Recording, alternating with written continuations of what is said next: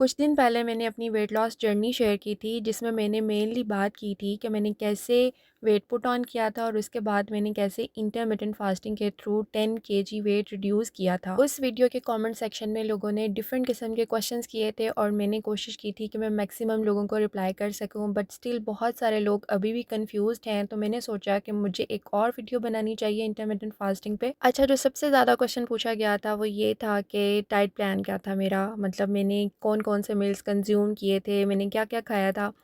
मैंने ये चीज़ बहुत दफ़ा मेंशन की है, मैंने बहुत सारी ऑलरेडी इंटरमिटेंट फास्टिंग से रिलेटेड वीडियोस अपलोड की हैं और तकरीबन हर वीडियो में मैंने ये बात मेंशन की है कि इंटरमिटेंट फास्टिंग जो है वो कोई डाइट प्लान नहीं है, ये एक डाइट पैटर्न है। लाइक अगर हम कीटो की बात करते हैं तो एक प्रॉपर ईटिंग प्लान है कीटो जो है, जिसमें आपको हाई फ़ैट और मॉडरेट क्वांटिटी में प्रोटीन चाहिए होता है और आपका जो कार्बोहाइड्रेट कंजप्शन है इन कीटो वो बिल्कुल ना होने के बराबर है। और अगर आप कीटो के मैकेनिज़्म को स्टडी करते हैं तो you will get to know कि कीटो जो है इसके अंदर फ़ैट कैसे फ़ैट को ही टारगेट करता है। अब हम इंटरमिटेंट फास्टिंग की बात कर लेते हैं कि इसमें कैसे नेचुरली वेट रिड्यूस कर सकते हैं। मैं आपको बहुत सिंपल वर्ड्स में बताती हूँ कि अल्लाह पाक ने हमारे अंदर एक कुदरती अमल रखा हुआ है जिसमें किसी महंगे डाइट प्लान की कोई ज़रूरत नहीं है, ना बहुत ज़्यादा वर्कआउट की ज़रूरत है, स्टिल उससे वज़न कम हो सकता है। तो ये जो कुदरती सिस्टम अल्लाह पाक ने हमारे अंदर रखा है, अगर हम इसको यूटिलाइज़ करें तो उससे वज़न कभी भी नहीं बढ़ेगा।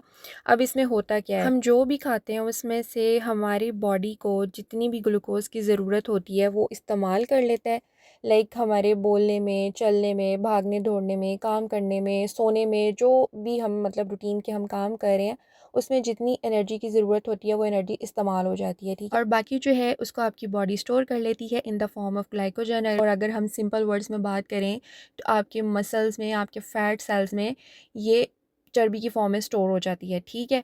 उसके बाद क्या होता है कि आपकी बॉडी जो है वो वेट करती है कि ये बंदा या बंदी जो भी है खाना नहीं खाएगा, भूखा रहेगा, तो वही ग्लाइकोजन जो है, या ग्लाइकोजन कह लें या फैट बोल लें या चर्बी बोल लें, जो बॉडी में स्टोर है उसी को यूज़ करके वापस ग्लूकोज़ में कन्वर्ट कर दिया जाए। ये एक नेचुरल सिस्टम है, नेचुरल प्रोसेस है जिसमें अगर एटलीस्ट 6 घंटे, या अगर आप वेट रिड्यूस करना चाह रहे हैं तो 12 घंटे लगा लें कि अगर आप 12 घंटे का गैप ले रहे हैं तो जो रिज़र्व्ड और जो लाइक आपकी जो स्टोर फॉर्म है ना, वो अगर सुबह लाइक जैसे आपने सुबह खाना खाया है और उसके बाद आपने गैप लिया है ना, तो वो शाम तक कंज्यूम हो जाएगी सारी की सारी, ठीक है।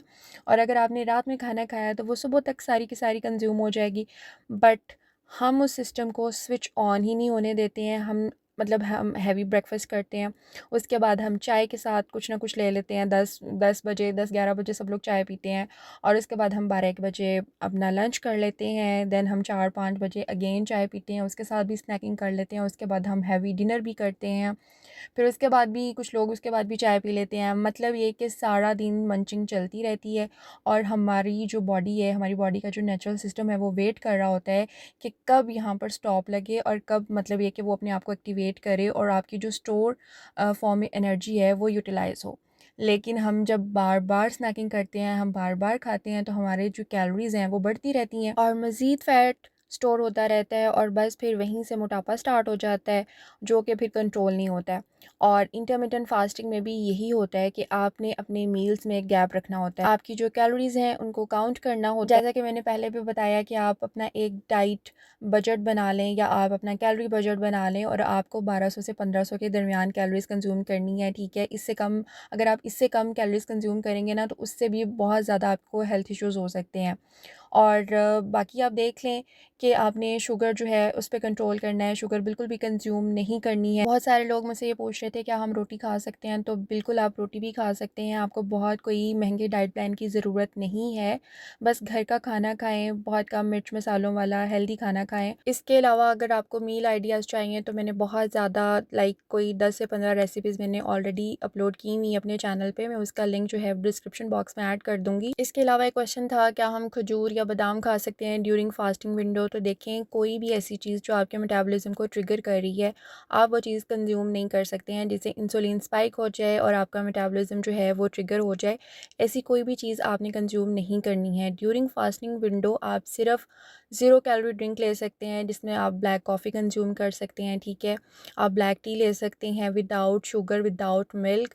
और इसके अलावा कोई भी आप लाइक जो हर्बल टीज़ हैं वो ले सकते हैं, ग्रीन टी ले सकते हैं। हर्बल टीज़ में भी बहुत सारी ऐसी चीज़ें होती हैं, जैसे कुछ लोगों ने मरियम परवेज़ के कहवे के बारे में पूछा था, तो उस पे मैंने एक डिटेल वीडियो बनाई थी कि उसके अंदर कौन कौन सी चीज़ें हैं जो मेटाबॉलिज्म को ट्रिगर करती हैं और फास्टिंग विंडो में आपको कंज्यूम करना है या नहीं करना। तो उसका लिंक भी मैं डिस्क्रिप्शन बॉक्स में ऐड कर दूँगी, क्योंकि मैंने ऑलरेडी उस पर बहुत कोई डिटेल में वीडियो बनाई हुई है। तो ऐसी कोई भी चीज़ जिसके अंदर कैलोरीज मौजूद हैं जो आपके फास्ट को ब्रेक कर दें, आपने वो चीज़ कंज्यूम नहीं करनी है, ठीक है। आप सिर्फ 0 कैलोरी ड्रिंक ले सकते हैं, और वो मैंने बता दिया कि कौन कौन से ड्रिंक्स हैं जिसके अंदर 0 कैलोरी होती है। अब कुछ लोग पूछ रहे थे लाइक हम चिया सीड्स यूज़ कर सकते हैं, तो चिया सीड्स भी लाइक देखें उसके अंदर भी कैलोरीज मौजूद हैं, ठीक है। अगर आप फास्टिंग विंडो में वो लेंगे तो आपका फास्ट ब्रेक हो जाएगा। और आपने टाइम अपना डिसाइड किया हुआ है कि आपकी 12 घंटे की फ़ास्टिंग है, 14 आवर्स की है, या इसके अलावा आपने 16 आवर्स की फ़ास्टिंग करनी है। तो ये सब कुछ आपने डिसाइड करना है, और जो आपकी फ़ास्टिंग विंडो है फिर उसके अंदर आपने कोई भी ऐसी चीज़ कंज्यूम नहीं करनी है जिससे आपका फ़ास्ट ब्रेक हो जाए। अच्छा, कुछ लोग ये कह रहे थे कि उन्हें इंटरमिटेंट फ़ास्टिंग के दौरान में बहुत ज़्यादा हेडेक होता है। तो वो हेडेक इस वजह से होता है कि आप को डिहाइड्रेशन हो जाती है, या इसकी और भी रीज़न्स हो सकती हैं, बट मेन जो है वो डिहाइड्रेशन की वजह से बहुत ज़्यादा हेडेक होता है। तो आपने पानी का बहुत ज़्यादा इस्तेमाल करना है। पानी आप लाइक ड्यूरिंग फास्टिंग विंडो भी यूज़ कर सकते हैं, और जब आपकी ईटिंग विंडो चल रही होती है तो तब भी आप कोशिश करें कि आप ज़्यादा से ज़्यादा पानी कंज्यूम करें। अच्छा, एक क्वेश्चन था कि वेट स्टक हो गया तो हमें कितनी देर बाद अपना वेट जो है वो चेक करना चाहिए। अच्छा, इसकी भी ना मल्टीपल रीज़न्स हो सकती हैं, लाइक आपके हार्मोन्स की वजह से भी वेट जो है वो फ्लक्चुएट करता है, या वाटर रिटेंशन की वजह से भी वेट फ्लक्चुएट करता है। तो एक क्लियर पिक्चर के लिए आपको 7 to 10 डेज़ के बाद अपना वेट चेक करना चाहिए, ठीक है। और जो बिल्कुल स्टार्टिंग में आप मतलब जा रहा होता है ना वेट, वो जो हम कहते हैं कि भी बहुत जल्दी जल्दी वेट हमारा चला गया है, तो वो वाला जो वेट होता है वो वाटर वेट होता है। तो सबसे पहले वाटर वेट ही जाता है, लाइक जो बिल्कुल स्टार्टिंग के 2 केजीज़ जब हम रिड्यूस करते हैं ना, तो वो दरअसल आपका वाटर वेट होता है। तो ये अगर आपने लाइक कंसिस्टेंट रहें और क्लियर पिक्चर के लिए आप 7 to 10 डेज़ के बाद अपना वेट चेक करते रहें। अच्छा, एक क्वेश्चन था कि आपका वेट लाइक आप 55 पे मोटी नहीं लग रही हैं, लेकिन मेरा वेट भी 55 है और मैं तो बहुत मोटी लगती हूँ। तो देखें, किसी का भी जो वेट है ना वो आपको पता है कि हाइट के अकॉर्डिंग होता है, ठीक है। आपको अपना बीएमआई कैलकुलेट करना होता है, जिसे बॉडी मास इंडेक्स बोलते हैं। और ज़रूरी नहीं है कि अब एक बंदा जो है जिसकी हाइट 5'7" है, लाइक जैसे मेरी हाइट 5'7" है, बहुत सारे क्वेश्चन ये भी थे कि आपकी हाइट कितनी है, तो मेरी हाइट 5'7" है। और अगर मेरा वेट मतलब 65 पे भी मैं बुरी नहीं लगती हूँ, ठीक है, क्योंकि मेरा बीएमआई जो है वो नॉर्मल आता है, 67 तक भी मेरा बीएमआई नॉर्मल आता है, लेकिन वो टुवर्ड्स ओबीज़ लाइक उसका जो एक्सट्रीम लेवल है ना वो दूसरी तरफ होता है। तो इसलिए मैं कोशिश करती हूँ कि स्टार्टिंग वाला जो स्टार्टिंग नॉर्मल रेंज है ना वहाँ तक मेरा वेट रहे।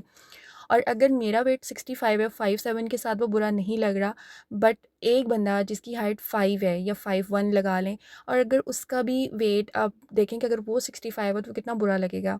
और अगर एक 5 मतलब 5 फुट वाले बंदे का वेट 45 बिल्कुल ठीक है, और अगर मैं 45 पे चले जाऊँ तो मैं बहुत बुरी लगूंगी। तो आपका जो बीएमआई है वो आपकी हाइट पे डिपेंड करता है कि आपकी कितनी हाइट है, और फिर उसके अकॉर्डिंग ही आप अपना वेट जो है उसको मेंटेन रखते हैं। इसके अलावा एक क्वेश्चन था क्या आपने 10 केजी 1 मंथ में रिड्यूस किया है। तो देखिए, 1 मंथ में 10 केजी रिड्यूस करना कोई अक्लमंदी नहीं है, इससे आपको बहुत ज़्यादा हेल्थ इश्यूज़ हो सकते हैं।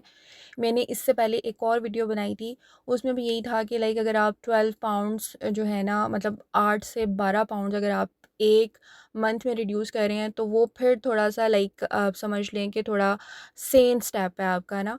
और अगर आप मतलब एकदम से 10 केजी रिड्यूस करेंगे तो आपकी बॉडी जो है वो, उसको हीलिंग के लिए टाइम चाहिए होता है, और वो बॉडी आपकी वो हील अप ही नहीं हो पाती है, और आपकी बॉडी फिर लटक जाती है एकदम से जब इतना वेट आप रिड्यूस करते हैं।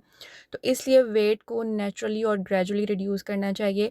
और अगर आप जैसे अपना कैलोरी बजट अगर आप 1200 से 1500 के दरमियान रख के सेट करते हैं, तो इससे आप 2 से 2.5 महीने के अंदर या 3 महीने में आप लगा लें कि आप 3 महीने में 10 से 12 केजी रिड्यूस कर सकते हैं, जो कि एक नेचुरल वे भी है और हेल्दी वे भी है। इसके अलावा बहुत सारे क्वेश्चंस थे कि आप ब्रेकफास्ट में क्या खाती थी, आप डिनर में क्या खाती थी, वही वाली बात कि आपका डाइट प्लान क्या था। तो ये मैं ऑलरेडी इस पे बहुत ज़्यादा what I eat in a day videos बना चुकी हूँ, उनके लिंक्स भी मैं डिस्क्रिप्शन बॉक्स में ऐड कर दूँगी। इंटरमिटेंट फास्टिंग जो है ना, इसके बहुत ज़्यादा बेनिफिट्स हैं। मतलब अगर आप इसको इस्लामिक पॉइंट ऑफ व्यू से भी देखो ना, तो तब भी आपको लगेगा कि लाइक ये हमारे लिए कितनी बेनिफिशियल है।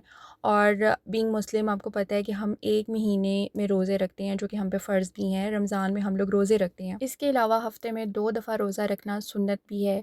और बहुत सारे लोग ऐसे हैं जो कि हफ़्ते में 1 दिन सेहत का रोज़ा रखते हैं। तो इंटरमिटेंट फास्टिंग बेसिकली आपकी बॉडी को डिटॉक्स करती है और इससे बहुत सारी बीमारियों से बचा जा सकता है। मैंने जब अपना अगस्त का वेट लॉस चैलेंज स्टार्ट किया था और मैंने इंस्टा पे पोस्ट किया था, तो मुझसे बहुत सारे लोगों ने पूछा था आपको क्या ज़रूरत है वेट रिड्यूस करने की। तो मैं सिर्फ वेट रिड्यूस करने के लिए इंटरमिटेंट फास्टिंग नहीं करती हूँ, जैसे कि मैंने पहले भी बताया है कि इसके बहुत ज़्यादा बेनिफिट्स हैं। और अगर आपकी फैमिली में कोई ऐसी डिज़ीज़ है लाइक डायबिटीज़, या कोई हार्ट के पेशेंट्स हैं, या फिर कोई ब्लड प्रेशर लाइक जैसे मदर साइड पे या फादर साइड पे कोई ऐसी बीमारी है, तो आप मतलब ये कि बच सकते हैं अगर आप इंटरमिटेंट फास्टिंग को फॉलो करते हैं, अगर आप शुगर को अवॉइड करते हैं। और बाकी जो चीज़ें अवॉइड करने वाली हैं वो मैंने डिटेल से वीडियो में बता दी हैं। इसके अलावा भी अगर कोई भी क्वेश्चन हो तो आप लोग मुझसे पूछ सकते हैं कमेंट सेक्शन में, और मैं पूरी कोशिश करूँगी कि मैं आप लोगों को रिप्लाई करूँ, नहीं तो मैं इस पर एक और वीडियो बना सकती हूँ। बाकी पिछली वीडियो पे 40% आप समझ लें कि डाइट प्लान से रिलेटेड क्वेश्चंस थे, और 40% जो हैं वो मरियम परवेज़ की जो हर्बल टी है उसके बारे में क्वेश्चंस थे। तो मैंने दोनों चीज़ें बहुत अच्छे तरीके से क्लियर कर दी हैं। अगर आपको मेरी वो मरियम परवेज़ वाली वीडियो आप लोगों ने नहीं देखी हुई है तो मैं उसका लिंक ऐड कर दूँगी, शायद मैंने पहले भी ये बात मेंशन की है। और बस बाकी जो 20% क्वेश्चन थे उनके मैंने आंसर्स आपको दे दिए हैं। स्टिल अगर कोई भी क्यूरी है तो आप लोग मुझसे पूछ सकते हैं, या आप लोग मुझे इंस्टा पे भी डीएम कर सकते हैं। मैं अपना इंस्टा का हैंडल डिस्क्रिप्शन बॉक्स में भी ऐड कर दूँगी, और यहाँ पर मैं स्क्रीन पर भी मेंशन कर देती हूँ। So that's all from me for today. Video में कुछ भी अच्छा लगा हो तो लाइक ज़रूर कीजिएगा। Thank you so much for watching. I will be meeting you guys in my next video. Till then Allah हाफ़िज़।